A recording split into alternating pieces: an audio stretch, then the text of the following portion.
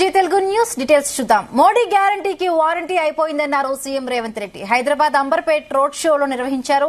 కేంద్రంలోని బీజేపీ ప్రభుత్వం అంబర్పేట్ బ్రిడ్జిని ఎందుకు పూర్తి చేయలేదని ప్రశ్నించారు. బీఆర్ఎస్ చచ్చిన పాము అని విమర్శించారు. దానం నాగేందర్ని 1,00,000 మెజారిటీతో గెలిపించాలని కోరారు సీఎం. సోనియా గాంధీని ఒప్పించి దానంను కేంద్రంలో మంత్రిని చేసే బాధ్యత తనదని హామీనిచ్చారు రేవంత్. ఆనాడు వాళ్ళ పార్టీ అధ్యక్షుడు బండి సంజయ్ గారు వచ్చిండు. ఈ నీట మునిగిన బస్తీలను చూసిండు. ఆయన మాట ఇచ్చిండు, బండి పోతే బండి ఇస్తా, గుండు పోతే గుండు ఇస్తా, లారీ పోతే లారీ ఇస్తా అన్నాడు. మరి ఈ గుండు అరగుండు ఆ తర్వాత మున్సిపల్ ఎన్నికలు గ్రేటర్ హైదరాబాద్లో అయిపోయినాక మళ్ళీ వెనుకకు మళ్ళీ కూడా చూడలే. మరి ఈ పరిస్థితిలో నరేంద్ర మోడీ గారు ప్రధానమంత్రిగా ఉన్నప్పుడే మనకేమి తీసుకురాలే. ఇవాళ కిషన్ రెడ్డి గారు మళ్ళోసారి ఎంపీ అయినా ఇంకేదాన్ని అయినా ఈ అంబర్పేట ప్రాంతానికి, ఈ హైదరాబాద్ నగరానికి, ఈ సికింద్రాబాద్ పార్లమెంట్కు ఉపయోగం లేదు. వచ్చే బతుకమ్మ పండుగ బతుకమ్మ కుంటలనే జరగాలన్నాడు. అధికారికంగా అంబర్పేట శాసనసభ నియోజకవర్గ బతుకమ్మ పండుగ తప్పకుండా బతుకమ్మ కుంటలనే ఏర్పాటు చేసే బాధ్యత నాది. అదేవిధంగా వారు ఇంకొక మాట కోరిండు, మా నాగేందర్ను మంత్రిని చేయాలి రాబాయ్ అని అన్నాడు. అవునా? హనుమంతన్న నాకు డాక్టర్ బాబాసాహెబ్ అంబేద్కర్ది ఆడ విగ్రహం పెట్టాలన్నాడు. తప్పకుండా ఆ విగ్రహం విషయంలో నిర్ణయం తీసుకున్నాం. జ్యోతిరావు పూలే భవన్ పెట్టాలని హనుమంతన్న చెప్పంగానే కేసీఆర్ గడి నిర్మించుకొని ప్రగతి భవన్ అంటే దాన్ని బద్దలు కొట్టి జ్యోతిరావు పూలే భవన్ అని హనుమంతన్న మాట మీద చెప్పినాం. ఇవాళ కూడా మీకు మాట ఇస్తున్నా, హనుమంతన్నకు చేతులు చేసి చెప్పిన దానం నాగేందర్ 1,00,000 మెజార్టీతో మీరు గెలిపించండి. సోనియమ్మ దగ్గరికి పోయి రాహుల్ గాంధీ గారిని ఒప్పించి సోనియమ్మని మెప్పించి దానం నాగేందర్ను కేంద్రంలో మంత్రిని చేసే బాధ్యత నేను తీసుకుంటా. తెలంగాణ గాడిద గుడ్డిచ్చిన బీజేపీకి కర్రు కాల్చి వాత పెట్టాలనా లేదా? పెట్టాలనా? కర్రు కాల్చి వాత పెట్టాల్సిందే కదా. బీజేపీ ప్రభుత్వంపై బీఆర్ఎస్ అధినేత కేసీఆర్ తీవ్ర స్థాయిలో మండిపడ్డారు. మోదీ పాలనలో అచ్చేదిన్ కాదు చచ్చేదిన్ వచ్చిందని విమర్శించారు. నిజామాబాద్ లో ఏర్పాటు చేసిన రోడ్ షోలో ప్రసంగించారు కేసీఆర్.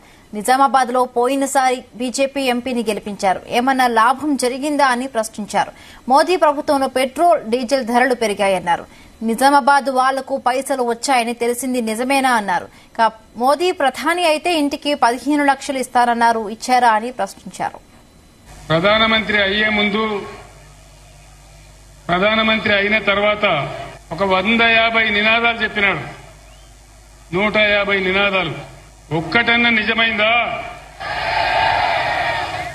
సబ్కా సాత్ సబ్కా వికాస్ అయ్యిందా? సబ్కా సాత్ సబ్కా వికాస్ కాలేదు కానీ దేశ్ కా సత్యానాశ అయిపోయింది. మేక్ ఇన్ ఇండియా ఏదైనా వచ్చిందా? మేక్ ఇన్ ఇండియాలో డిజిటల్ ఇండియా ఏమైనా వచ్చిందా? బేటీ పడావో బేటీ బచావో ఎక్కడైనా కనబడుతున్నదా? రోజు దేశంలో మహిళల మీద అత్యాచారాలే తప్ప ఎక్కడైనా బేటీ పడావో ఉందా? బేటీకి రక్షణ ఉందా? నరేంద్ర మోడీ రాజ్యంలో నరేంద్ర మోడీ చాలా గొప్పగా చెప్పినాడు, అచ్చే దిన్ లాయంగే. అచ్చే దిన్ వచ్చిందా? అచ్చే దిన్ రాలే కాదు కానీ సచ్చే దిన్ మాత్రం వచ్చింది. పెట్రోల్ ధరలు, డీజిల్ ధరలు ఆకాశాన్ని అంటిపోయి జీఎస్టీల మీద జీఎస్టీలు పెరిగి మనకు సచ్చే దిన్ వచ్చింది తప్ప అచ్చే దిన్ రాలే. రైతుల ఆదాయం రెట్టింపు చేస్తానని నరేంద్ర మోడీ అయ్యిందా? ఆవేశంలో ఓటు వేయకుండా ఎన్నికల సందర్భంలో కూడా నేను చెప్పినా, ప్రజాస్వామ్య పరిణతితో ఆలోచించి, విజ్ఞతతో ఆలోచించి ఎవరు గెలిస్తే మంచిది, ఈ రాష్ట్ర భవిష్యత్ ఎవరి చేతుల్లో ఉంటే మంచిది, అన్ని విషయాలు మీరు కూలంకషంగా చర్చించి బ్రహ్మాండంగా బీఆర్ఎస్ అభ్యర్థులను గెలిపించాలని చెప్పి నేను మనవి చేస్తా ఉన్నా. నేను కూడా హిందువునే, నేను హిందువుని కాదని కాదు, కానీ తెలంగాణ రాష్ట్రంలో ఉన్నటువంటి యావత్తు ప్రజల ఆత్మ బంధువు కేసీఆర్. ఏ ఒక్క వర్గానికో కాదు, తెలంగాణలో ఉన్న అందరు ప్రజలు బాగుపడాలి. అన్ని వర్గాలు మంచిగా ఉండాలి. హిందూ ముస్లిం బాయి బాయి ఉండాలి. అందరం కలిసి బతకాలి. దానిలోనే గొప్పతనం ఉంటుంది, దానిలోనే బలం ఉంటుంది. కానీ ప్రజలను విడదీసి చీలదీసి మత విద్వేషాలు రెచ్చగొడితే వచ్చేదేమి ఉండదు. మీ ఎంపీ నోరు తెరిస్తే ఎటువంటి మాటలు ఉంటాయో మీకు తెలుసు, ఎంత గందరగోళం ఉంటుందో మీకు తెలుసు. ఇలా నరేంద్ర మోడీని నేను అన్ని విషయాలలో వ్యతిరేకించిన కాబట్టి నా బిడ్డ కవితను కూడా అరెస్ట్ చేసి జైల్లో పెట్టినారు. అయినా నేను భయపడను, కాంప్రమైజ్ గాను. ఎట్టి పరిస్థితులలో పోరాటం చేస్తే తప్ప కేసీఆర్ ఏనాడు కూడా లొంగిపోయలేదు, ఇప్పుడు కూడా లొంగిపోయే ప్రసక్తి లేదు. 600 సరే లొంగిపోయే ప్రసక్తి లేదు. ప్రధానమంత్రి అయ్యే ముందు 4 నెలల్లో రాష్ట్రాన్ని కాంగ్రెస్ వాళ్ళు ఆగం చేశారని మండిపడ్డారు మాజీ మంత్రి హరీష్ రావు. మెదక్కు అభివృద్ది చేసిన కేసీఆర్ ను తిడితే అందరినీ అవమానించినట్లేనన్నారు. కాంగ్రెస్ పార్టీ రేవంత్ రెడ్డితో అపాయం ఉందన్నారు. మట్టి ఇసుక అమ్ముకునే దొంగలు పార్టీని వదిలి వెళ్లారన్నారు. కచరా పోయింది, నికార్సైన వారు ఉన్నారని హరీష్ రావు కామెంట్స్ చేశారు. కొంతమంది దొంగలు నిన్నీయాల మన పార్టీకి బయటకు పోయింది. ఎవరు? మట్టి అమ్ముకుంటోడు, ఇసుక అమ్ముకుంటోడు, పైరవీ చేస్తోడు, దొంగలు పోయింది కొంతమంది. నిజాయితీ కలిగిన ఓ మంచి కరుడు కట్టిన అసలైన తెలంగాణ బిడ్డలు ఇక్కడ ఉన్నారు.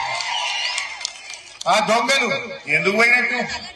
రేవంత్ రెడ్డి రుణమాఫీ ఎగ్గొట్టినందుక, అవతాతలకు 4,000 ఎగబెట్టినందుక, అక్క చెల్లెలకు 2,500 ఇస్తాను మోసం చేసిందని రేవంత్ రెడ్డి నచ్చిన ఆడు మీకు గజ్వేల్ 150 కోట్లు గుంజుకపోయినందుక ఏం ఉద్ధరించిందని మీరు పోయిండ్రు అని నేను అడుగుతా ఉన్నా. ఆ దొంగలకు మనం కూడా బుద్ధి చెప్పాలి. నిజంగా కూడా పిడవైంది, కచరాంత పోయింది, అస్సలు మిగిలింది, మనకు నికార్సైన బంగారం మిగిలింది. నేను మీ అందరినీ ఇంకా చాలా చెప్పేది ఉన్నది కానీ ఇంకా కుక్కునూరుపల్లి పోవాలి, కొండపాక పోవాలి. దయచేసి నేను మీ అందరినీ కోరేది ఒక్కటే, ఈ బీజేపీ కూడా మోపైంది నడిమిట్లా. కాంగ్రెస్ వాళ్ళ మీద కోపం వచ్చిందని ఎవరైనా బీజేపీని కోటేసిరనుకో ఆయనతో పేనం మీకెళ్ళి పొయ్యిలబడ్డట్టు అవుతుంది. వాడి క్యాలెండర్ మంచి వచ్చినాయా? క్యాలెండర్లు వచ్చినాయి, కొంతమందికి వచ్చినాయి.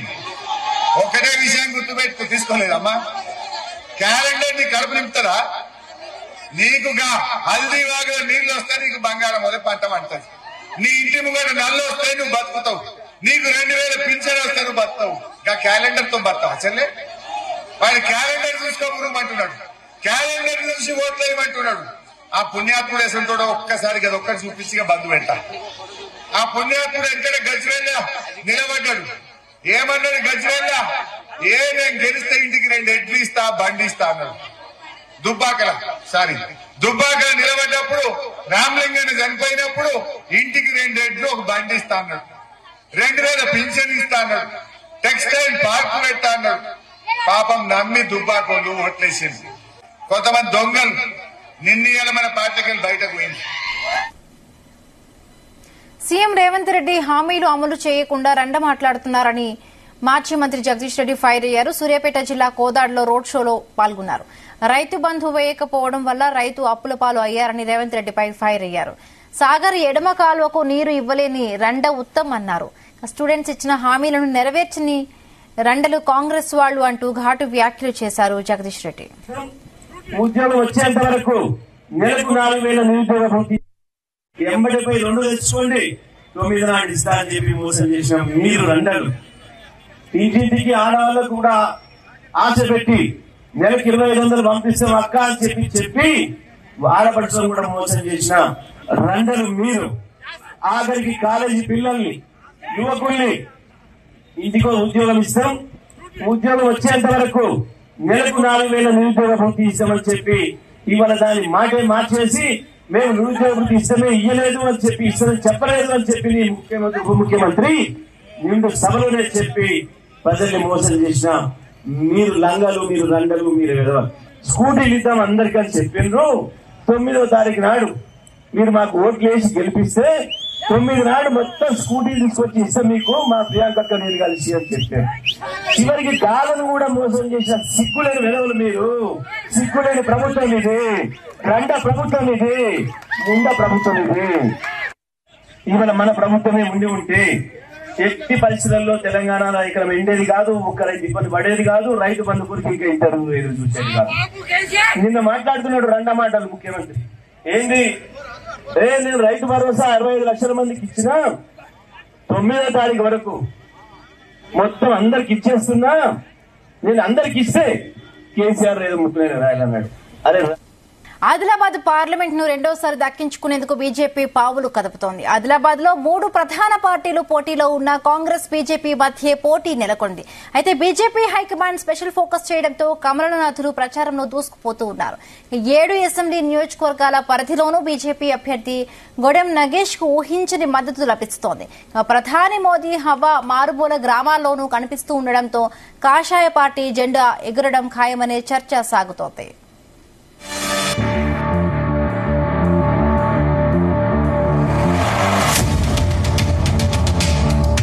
ఆదిలాబాద్ పార్లమెంటు సిట్టింగ్ స్థానాన్ని ఎలాగైనా నిలబెట్టుకోవడానికి కాషాయ దళాలు కదం తొక్కుతున్నాయి. ఆదిలాబాద్ పరిధిలోని ప్రతి ఊరు, వాడ, పట్టణాల్లో ఎక్కడ చూసినా కమలం పార్టీ ప్రచారం జోరుగా సాగుతోంది. 7 అసెంబ్లీ సెగ్మెంట్లలో 4 బీజేపీ ఎమ్మెల్యేలే ఉన్నారు. ఇది బీజేపీకి చాలా కలిసి వచ్చే అంశంగా మారింది. నిర్మల్ నుండి మహేశ్వర్ రెడ్డి, ఆదిలాబాద్ నుండి పాయల్ శంకర్, ముధోల్ నుండి రామారావు పటేల్, సిర్పూర్ నుండి పాల్వాయ్ హరీష్ బాబు బీజేపీ ఎమ్మెల్యేలుగా ఉన్నారు. ఖానాపూర్లో స్వల్ప ఓట్లతో ఎమ్మెల్యేగా ఓడిపోయిన రమేష్ రాథోడ్ కూడా లోక్సభ ఎన్నికల్లో పార్టీ గెలుపు కోసం శ్రమిస్తూ ఉన్నారు. దీంతో ఆదిలాబాద్ లోక్సభ పరిధిలోని 7 నియోజకవర్గాలకు గాను 5 నియోజకవర్గాల్లో బీజేపీ చాలా బలంగా కనిపిస్తోంది. మిగిలిన బోధ్, ఆసిఫాబాద్ నియోజకవర్గాల్లోనూ బీజేపీ పటిష్టంగానే ఉంది. హిందూ ఓటర్లు ఎక్కువగా ఉండటం ఆ పార్టీకి మరింత ఊపుని ఇస్తోంది.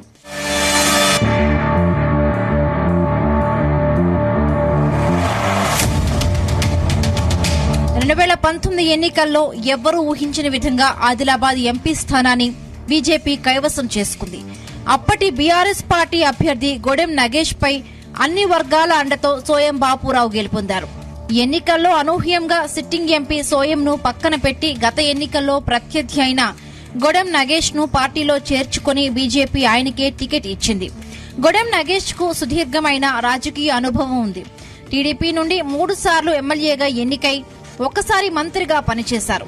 2014లో టీఆర్ఎస్ నుండి పోటీ చేసి ఆదిలాబాద్ ఎంపీగా గెలిచారు. గోండు సామాజిక వర్గానికి చెందిన గొడెం నగేష్ కు ఆదిలాబాద్ పార్లమెంటు పరిధిలో మంచి పట్టు ఉంది.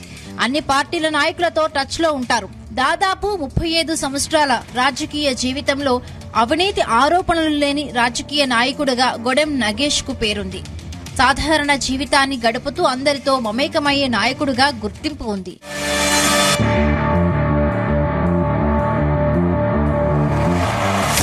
ప్రధాని మోడీ చరిష్మా నగేష్ కు ఆయుధంగా మారిందనే టాక్ వస్తోంది. నరేంద్ర మోడీకే మా ఓటు అనే మాటలు ఆదిలాబాద్ పార్లమెంటు వ్యాప్తంగా వినిపిస్తున్నాయి. ఉట్నూరు ఐటీడీఏ పరిధిలోని మారుమూల గిరిజన తాండాలు, ఆదివాసీ గూడాల్లోనూ కాషాయ జెండాలు రెపరెపలాడుతున్నాయంటే మోడీ హవా ఎంతలా ఉందో ఊహించుకోవచ్చు. యువత, వ్యాపారులు, విద్యావంతులు, రాజకీయంగా పరిజ్ఞానం ఉన్నవాళ్లు బీజేపీ వైపే మొగ్గు చూపుతున్నారని అంటున్నారు. కాగజ్ నగర్ జనసభకు అమిత్ షా హాజరు కావడం గొడెంకు అదనపు బలమైంది. అమిత్ షా తన ప్రసంగంలో కొమరం భీం, రాంచీ, గోండు పేర్లు ప్రస్తావించడం పార్టీకి ప్లస్ అవుతోంది. అమిత్ షా సభతో ఆదిలాబాద్ బీజేపీ కేడర్లో అమితోత్సాహం వచ్చిందని చెప్పవచ్చు.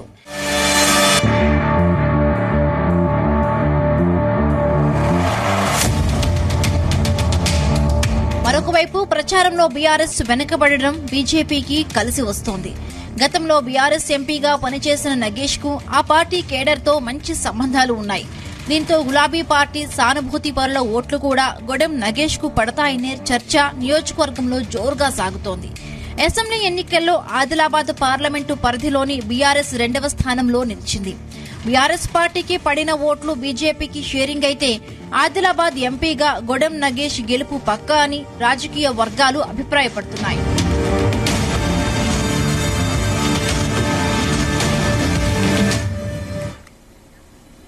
సత్యవేడు నియోజకవర్గంలో దూకుడుగా ప్రచారం చేస్తున్నారు స్వతంత్ర అభ్యర్థి రమేష్ బాబు. స్వచ్ఛందంగా తరలి వస్తున్న ప్రజలు ఆయన మద్దతు తెలుపుతున్నారు.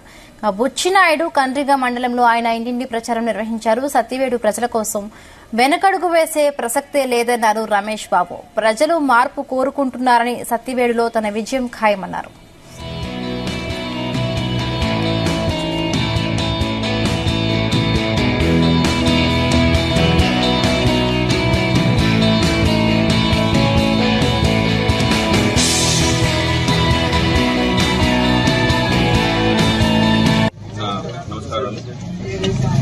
ఇప్పుడు చూస్తున్నారు కదా, ఇక్కడ ఈ గ్రామంలోని మాకు ప్రజలు ఎంత బ్రహ్మరలో పడుతున్నారో మేము కూడా ఊహించలేదు. ఇంతమంది జనాలు వస్తారని, మమ్మల్ని ఇంతలాగా ఆదరిస్తారని మేము కూడా ఊహించలేదు. సత్యవేడు అభివృద్ధి అనే నినాదంతో ముందుకు వెళ్తున్నాం. మేము ఈ క్రమంలోని అభివృద్ధి కోసం ఏమేమి చేయాలో అవన్నీ కూడా మా ప్రణాళికలు చేసుకున్నాము. అభివృద్ధి కోసం మేము మా మేనిఫెస్టో అంటే చేయగలిగిన పనులకు మట్టుకే మేనిఫెస్టో తయారు చేసుకున్నాము. చేయరాని పనులు కాదు, చేయగలిగిన పనులకి మేనిఫెస్టో తయారు చేసుకున్నాము. వాటిని ఇప్పుడు రిలీజ్ చేస్తాను. నేను ఏమేమి చేస్తాం పనులు అనేది, ముఖ్యంగా విద్య మీద, వైద్యం మీద, రైతుల మీద మేము మౌలిక సదుపాయాలు కల్పించడం మీద దృష్టి పెట్టాము. మేము వాటిని ప్రభుత్వంతో సంబంధం లేకుండా మేమే చేస్తాము, మా సొంత ఖర్చులతో మేము చేసేస్తామని చెప్తాము.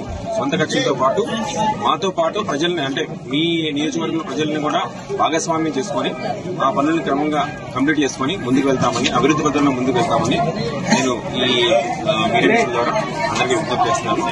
అలాగే మీ అందరూ ఓటర్ మహాశయులు అందరూ కూడా విజ్ఞతతోటి ఓటు వేసి 11 నెంబర్పై చెరుకు రైతు గుర్తుపై ఓటు వేసి రమేష్ బాబును అత్యధిక మెజార్టీతో గెలిపించాలని ప్రార్థిస్తున్నాను. నమస్కారం. రైతు భరోసాకు సంబంధించి కాంగ్రెస్ ప్రభుత్వం గుడ్ న్యూస్ చెప్పింది. 5 ఎకరాలు పైబడిన రైతులకు నిధులు విడుదల చేసింది. సోమవారం నుండి రైతుల ఖాతాల్లో డబ్బులు జమ అవుతున్నాయి. ఖజానాలోని నిధులను సర్దుబాటు చేసి తక్షణమే రైతు భరోసా బకాయిలు చెల్లించాలని సీఎం రేవంత్ రెడ్డి ఆదేశించారు. దాంతో అధికారులు ఈ ప్రక్రియను మొదలుపెట్టారు. సీఎం తీసుకున్న నిర్ణయంతో రైతులకు ఊరట లభించింది.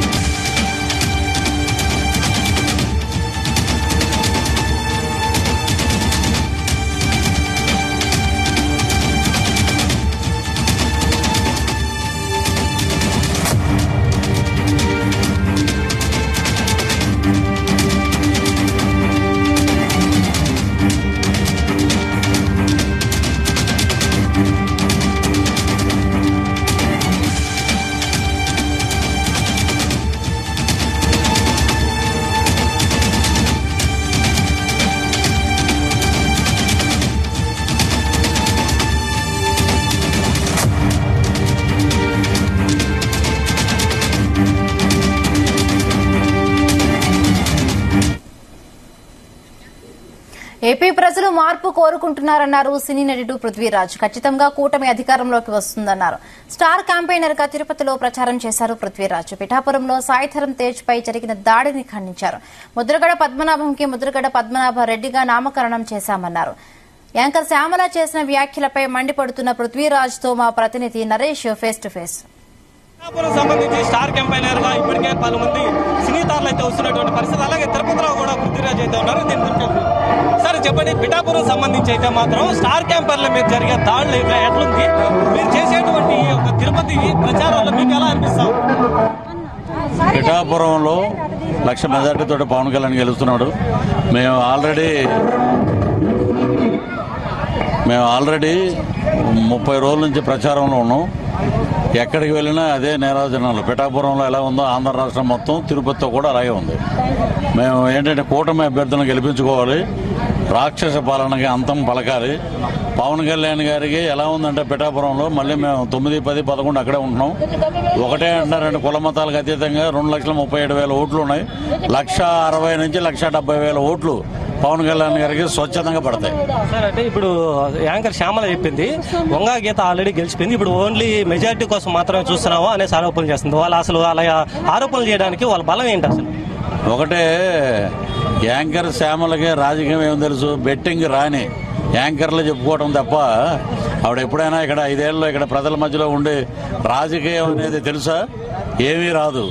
ఏదో మాట్లాడేసి వంగగీత గెలిచింది. వంగగీత ఓడిపోయింది, అయిపోయింది. వాళ్ళు కాదు, మేం చెప్తున్నాం. ఈ రోజున పవన్ కళ్యాణ్ గారు ఏకగ్రీవంగా అక్కడ పెడితే బ్రహ్మాండంగా వచ్చేస్తాడు. ఇప్పుడు ఆయనకి ఏంటంటే 1,00,000 మెజార్టీ తగ్గదు. పృథ్వీరాజు ఎస్వీబీసీగా చైర్మన్ గా పనిచేసినప్పటి నుంచి కూడా తిరుపతిలో ఆధ్యాత్మిక క్షేత్రంగా అన్ని తెలుసు. ఇప్పుడు మీరు చేసేటువంటి ప్రచారం ఎలా అనిపిస్తా ఉంది? మీకు ఎటువంటి నిరాజనం అయితే కనిపిస్తా ఉంది? బ్రహ్మాండంగా ఉందండి. పృథ్వీరాజు పేరు కాదు, పృథ్వీరాజు జన సైనికుడు మొత్తం రాష్ట్రం మొత్తం మా అధ్యక్షుల వారి కోసం, పవన్ కళ్యాణ్ గారి కోసం మండు టెండర్లు లెక్క చేయకుండా మొత్తం తిరుగుతున్నాం. మేము ఎక్కడికి వెళ్ళినా కూటమి అభ్యర్థులు, జనసేన అభ్యర్థులే విజయం. వారు one side 136 seats, 21 parliament. Mudragada Padmanabham వచ్చి చెప్తా ఉన్నారు, ఈ యొక్క స్టార్ క్యాంపెయిన్లలో కూడా పెయిడ్ ఆర్టిస్టులు వాళ్ళు తీసుకొచ్చి పిఠాపురంలో చేపిస్తున్నారు, సినిమాలో మాత్రం నటించండి, రాజకీయాల్లో నటించేద్దాననే ఆరోపణలు కనిపిస్తున్నారు. ఆడెవడండి? ఆయన పేరేంటి? ముద్రగడ. ఆయన పేరు రెడ్డి ముద్రగడ. పేరు మార్చాం అంతకుముందే ప్రెస్లో. ఆయన మాట్లాడవలసిన అవసరం లేదు. విశ్వవిఖ్యాత నట సౌరభం నందమూరి తారక రామారావు గారి పార్టీలో అతను ట్రాన్స్పోర్ట్ మినిస్టర్గా పనిచేశాడు. ఆయన సినిమావాడు కదా? మీ దగ్గర ఉన్న రోజా సినిమాది కదా? పోసాని కృష్ణమూర్ల సినిమావాడు కదా? ఆలీ సినిమావాడు కదా? సిగ్గు సరం లేకుండా ఇలాంటి మాటలు మాట్లాడొద్దండి. Thank you. దీనికి సంబంధించి అయితే మాత్రం ఈ ప్రచారాల్లో భాగంగా తిరుపతికి అయితే మాత్రం ఈ స్టార్ క్యాంపైనర్ అయితే పృథ్వీరాజ్ అయితే రావడం జరిగింది. ఈ యొక్క కూటమికి సంబంధించి కూడా జనసేన అభ్యర్థులు గెలిపించాలని చేస్తున్నారు. అలాగే పిఠాపురంలో కూడా ఈ యొక్క స్టార్ క్యాంపైనర్ల మీద జరిగిన దాడులు కూడా అయితే ఖండించారు. కెమెరామెన్ భాస్కర్ తో నరేష్, జీ తెలుగు న్యూస్, తిరుపతి నుంచి. ఇవి బులెటిన్ అప్డేట్స్. చూస్తూనే ఉండండి జీ తెలుగు న్యూస్. నిజం ఎక్కచ్చు.